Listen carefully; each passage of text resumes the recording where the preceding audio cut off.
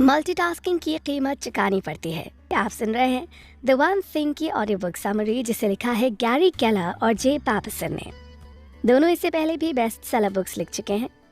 उनकी ये किताब हमें एक चीज पर फोकस करने के लिए प्रेरित करती है। पिछले चैप्टर में हमने जाना कि सभी बातें ना समान नहीं होती। सभी में समानता बिठाने के चक्कर में हम अपने एक महत्वपूर्ण काम की पहचान नहीं कर पाते। सभी बातों को समान मानकर चलने वाले अपनी सफलता के मार्ग पर ज्यादा दूर तक नहीं जा पाते।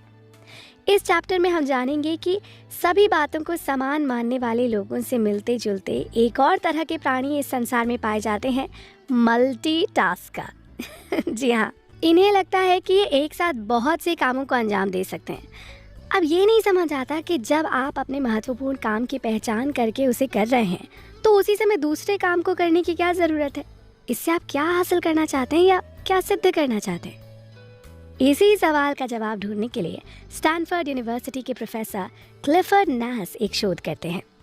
इस बात को जानने के लिए वो अपने ग्रुप के साथ मिलकर 262 विद्यार्थियों को चुनते हैं। वो उन विद्यार्थियों को 2 वर्गों में बांट देते हैं। एक में मल्टीटास्कर्स थे और दूसरे में कम मल्टीटास्किंग करने वाले शामिल थे। इस शोध में उन्होंने पाया कि मल्टीटास्कर्स कम मल्टीटास्किंग करने वालों की तुलना में कम योग्य थे, जबकि प्रोफेसर नास ने इस शोध को इस उद्देश्य से किया था कि मल्टीटास्कर्स शायद प्रतिभाशाली होंगे, लेकिन वो गलत साबित हुए। पुब्लिसिस्ट साइरस कहते हैं कि अगर आप 2 कामों को एक साथ करते हैं तो इसका मतलब आप कोई भी काम ठीक से कर ही नहीं रहे। मल्टीटास्किंग एक ऐसा झूठ है जिसे लोग सच मानते हैं, और ऐसा मानने वालों की संख्या बहुत है। वो मल्टीटास्किंग करना पसंद करते हैं। उनका मानना है कि जितना संभव हो सके मल्टीटास्किंग करनी चाहिए। कुछ लोग तो इसे अपनी ज़िंदगी का हिस्सा बना डालते हैं। आजकल तो करियर से जुड़ी वेबसाइट्स भी मल्टीटास्किंग को बढ़ावा देती हैं। एक ही कर्मचारी में कई गुणों की तलाश की जाती है। बहुत सी कंपनियों को मल्टीटास्कर्स चाहिए होते हैं। इससे प्रेरित होकर कुछ लोग मल्टीटास्किंग करने लगते हैं। इस किताब में लेखक लिखते हैं कि हकीकत यही है कि मल्टीटास्किंग एक झूठ है। इससे न तो आपकी क्षमता का पता चलता है और न ही आप अपने उस काम को निखार पाते हैं जिसके लिए आप बने हैं। अगर आप मल्टीटास्किंग को सफलता का उत्तम तरीका मानते हैं तो आपने गलत धारणा पाल रखी है। आपको लगेगा कि आप सफलता के मार्ग पर आगे बढ़ रहे हैं, लेकिन हकीकत ये है कि आप तो पीछे जा रहे हैं। स्टीव उज़ेल कहते हैं कि मल्टीटास्किंग एक साथ एक से ज़्यादा काम करके फिर उसे बिगाड़ने का सबसे शानदार तरीका है। मनोवैज्ञानिक 1920 से एक साथ एक से अधिक काम करने की अवधारणा पर शोध करते चले आ रहे हैं। सबसे बड़ी बात कि 1960 से पहले मल्टीटास्किंग जैसा शब्द प्रचलन में ही नहीं था। जी, उस समय इस शब्द का प्रयोग कंप्यूटर के काम को वर्णित करने के लिए किया जाता था, क्योंकि उस समय 10 मेगाहर्ट्ज तक की स्पीड से काम करने से दिमाग चकरा जाता था। इसलिए कंप्यूटर के लिए मल्टीटास्किंग वर्ड की खोज की गई। कंप्यूटर ही था जो एक साथ कई काम कर सकता था। बदलते समय के साथ इस वर्ड को इंसानों ने खुद पर अप्लाई करना शुरू कर दिया।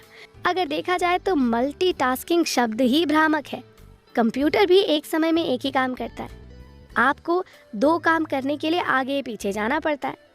हाँ, ये है कि कंप्यूटर की स्पीड तेज होती है तो हमें पता नहीं चलता। कंप्यूटर 2 काम एक साथ कर सकता है, लेकिन इंसान नहीं कर सकता। इसलिए इंसान की तुलना कंप्यूटर से करना गलत है। आधुनिक युग में ज़्यादातर इंसान मल्टीटास्किंग को अपने जीवन में शामिल कर रहे हैं। कभी कभी हमारे पास सभी कामों को करने के लिए टाइम होता है, फिर भी हम मल्टीटास्किंग करते रहते हैं। अब आइए जानते हैं कि हम एक साथ कई काम करने के लिए लालायित क्यों होते हैं। देखिए, हमारे दिमाग में प्रतिदिन 4000 ख्याल आते हैं, जो हर 14 सेकंड में आते जाते हैं, और हर ख्याल हमें सोचने के लिए उत्सुक करता है। यही उत्सुकता हमें मल्टीटास्किंग के लिए उकसाती है। जब हम एक काम कर रहे होते हैं तो हमारे दिमाग में दूसरा ख्याल आने का अंतर मुश्किल से कुछ सेकंड्स का होता है। अगर देखा जाए तो एक साथ कई काम करना इंसान की संरचना में शामिल है। हमारे पूर्वज भी यही करते थे। शिकार करते हुए जंगली जानवरों को खोजना, फिर शिकार करना, थक जाने के बाद आग तापते हुए खुद को आराम देना वगैरह। शायद यही रवैया हमारे आज के जीवन में भी दिखाई देता है, लेकिन आज हम जो करते हैं वो कलाबाजी है। देखिए, हम सभी जानते हैं कि कलाबाजी एक भ्रम है, जैसे एक साथ 3 गेंद को हवा में फेंकना और फिर उन्हें पकड़ना। हालांकि जब हम एक गेंद को फेंकते हैं तो दूसरी हमारे हाथ में होती है।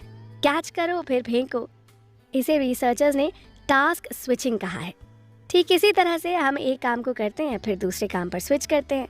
इससे हमें कुछ नहीं हासिल होता, क्योंकि हम एक पर आते हैं फिर दूसरे पर जाते हैं, मतलब हमें कोई बड़े परिणाम नहीं मिलते। सारे परिणाम ना क्षणिक होते हैं। कभी कभी आपको मल्टीटास्किंग की कीमत चुकानी पड़ सकती है, जैसे एक काम को करते हुए दूसरे काम को करने में आप कई ऐसी गलतियां कर देते हैं जिसके लिए आपको पछतावा होता है।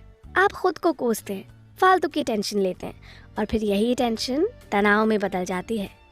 हमें लगता ज़रूर है कि हम एक साथ बहुत सारे काम कर रहे हैं, लेकिन असलियत ये है कि हम खुद को भ्रमित कर रहे हैं। तो चलिए इसी के साथ बढ़ते हैं अपने अगले चैप्टर की ओर।